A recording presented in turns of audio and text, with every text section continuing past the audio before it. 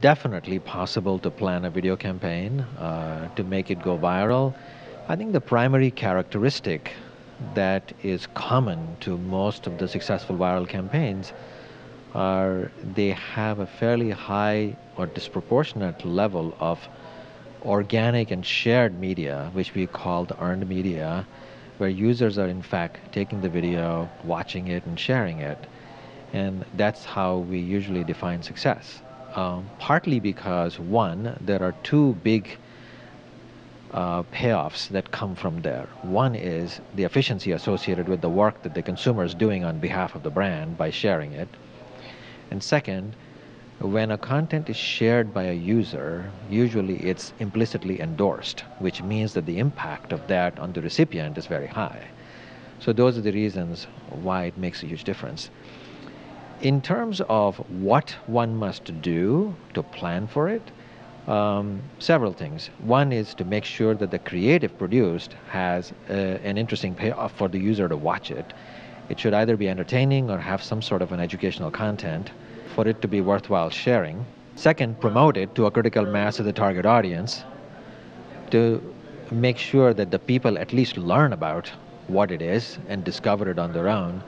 And third is to optimize it, to find the most engaging ones, and those are the ones that need to be promoted to really make sure that you're getting the most out of it. That's a very, very important question. Most of the marketers are clearly interested in that.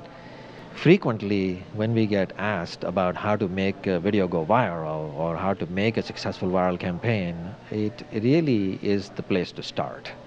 Metrics are the key in what are they going to get out of it, right? Two key metrics that are most relevant here. One is when you want to drive something viral, you do have to pay for it to promote it.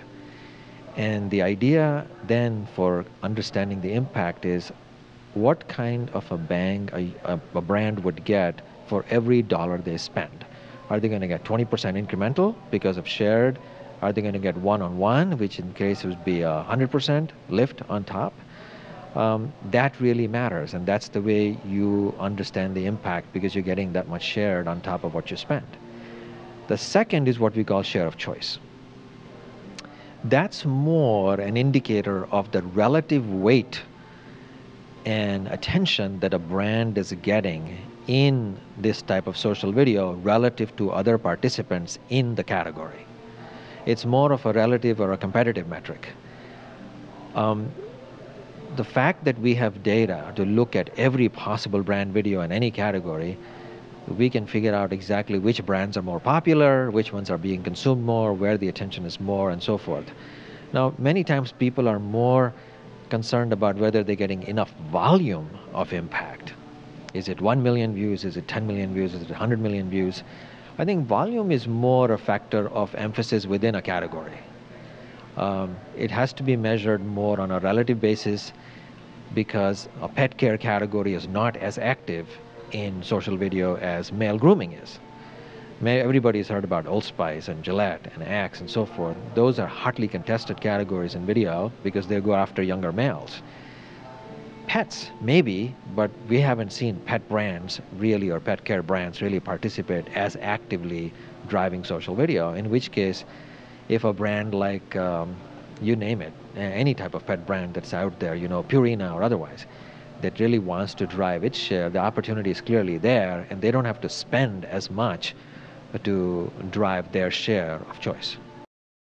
The fact that I have already made the argument that the success of viral campaigns is dependent on human activity, which is users who are really doing most of the work on behalf of the brand, it's natural to ask the question, who are these people who are watching the videos and driving all the sharing? So there are two types of people. Of all of the behavioral and other related research that we have done, we have found that there are two types of people. One, those who actually watch because all they want to do is just have fun and get entertained. The second class of people are the people who really drive all the sharing and the uploading activity. They are proportionately less. They may be hardly 10% or 15% of the overall audience, sometimes even less. They are the ones who are doing the hard work, but the reason they're doing it And their motivation is predominantly because they are trying to promote themselves. There are a lot of bragging rights associated with claiming that they are the ones who are the first ones to find out about something and promote it and so forth. And so knowing the psychology of those two different types really is very helpful, because the amount of impact you get from the latter, which is the core audience that does all the uploading and sharing, is significant. And that's where the brands need to focus most of their attention. In terms of really planning for it, and the questions to ask is, one, if you're going to plan a creative, you really have to ask yourselves, is the creative telling some sort of a compelling story, whether it is entertainment or some sort of educational value?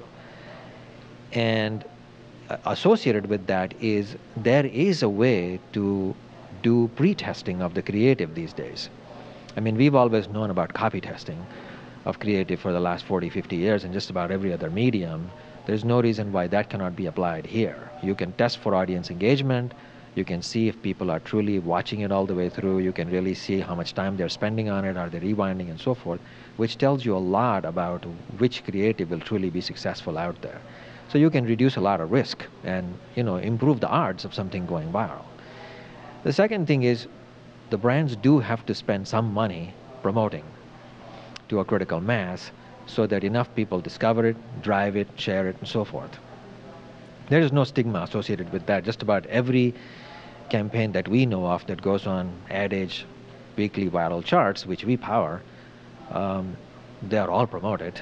The question is it all paid media, or there is really significant impact incremental because of sharing? And that's really what's the key determinant on this. And finally, you do have to optimize it.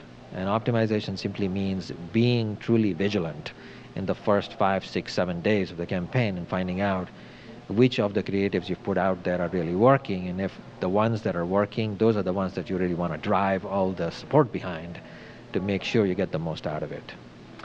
The other thing related with this whole thing is, if you do find a successful campaign and you find that the videos are really working, you want to build the affinity associated with that audience. If the audience loves the content, don't quit.